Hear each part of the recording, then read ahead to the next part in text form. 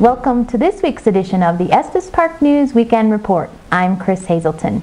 Here's a preview of the stories we're covering this week. This Saturday, April 30th, from 10 a.m. until 2 p.m., the Estes Park Police Department will hold the second Drug Take-Back Day to collect unused, unwanted, and expired prescription and over-the-counter drugs for safe disposal, no questions asked. This free service will be held at the Rocky Mountain Pharmacy in Upper Stanley Village. Police officers will collect the drugs, which will remain in the custody of law enforcement officers until they can be incinerated.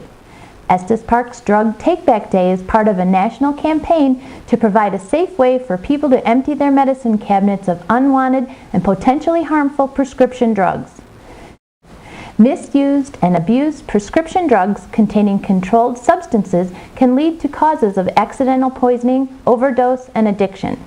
Items which cannot be accepted are needles and sharps, thermometers, oxygen containers, chemotherapy substances, pressurized canisters, and illicit drugs. For more information, please contact the Town of Estes Park at 577-3701.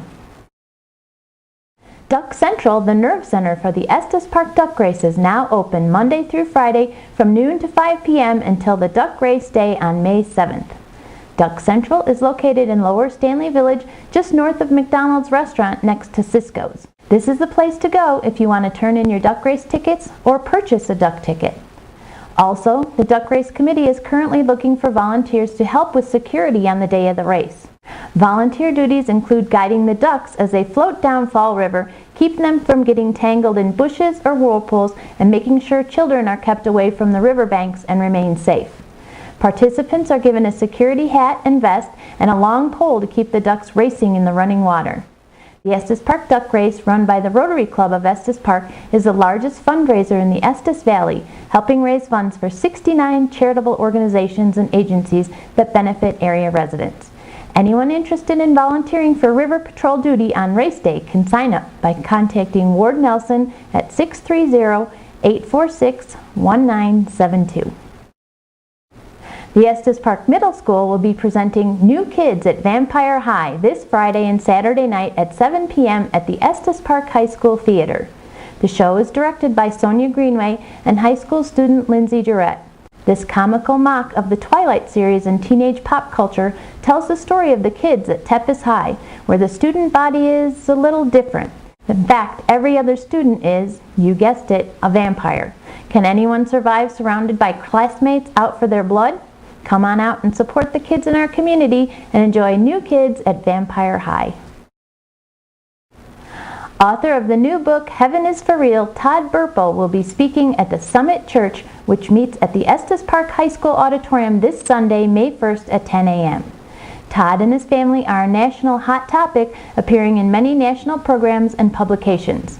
Heaven is for Real sounds like a story dreamed up by a little boy, but to understand what Colton Burpo says, you have to hear what he says happened to him.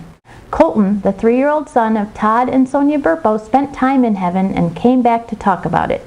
His dad talks of his son's ruptured appendix that had been poisoning his body for days.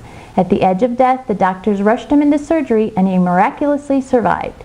Over the next few months, Colton began to explain what happened to him while in surgery, and the book is filled with the account after account of Colton telling his bewildered parents about his time in heaven. Things that Colton should never have known and had never been taught to him came to the surface. Don't miss your chance to hear this riveting story by the author, Todd Burpo himself. Todd will also host a book signing event at McDonald Bookshop this Saturday, April 30th from 2 to 4 p.m.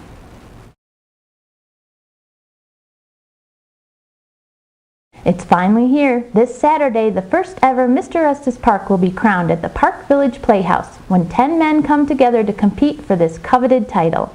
This men's pageant competition will be based on how much money the gentlemen can raise, their casual and formal wear attire, talent competition, and the interview portion. At the end of the evening, one of these men will be crowned Mr. Estes Park. Tickets can be purchased at McDonald Bookshop on Elkhorn Avenue for $20 per person. The evening will start out at 6 p.m. with appetizers and a cash bar, and the show begins at 7. For more information, call Julie at 689-9453. This week, we leave you with some wonderful photos of some of the many migratory birds that come through Estes Park.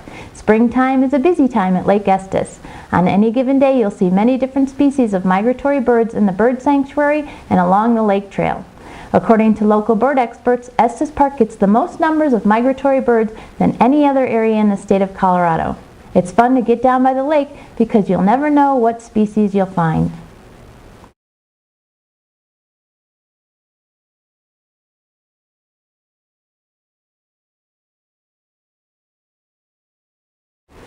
All of these stories and more can be found in this week's edition of the Estes Park News.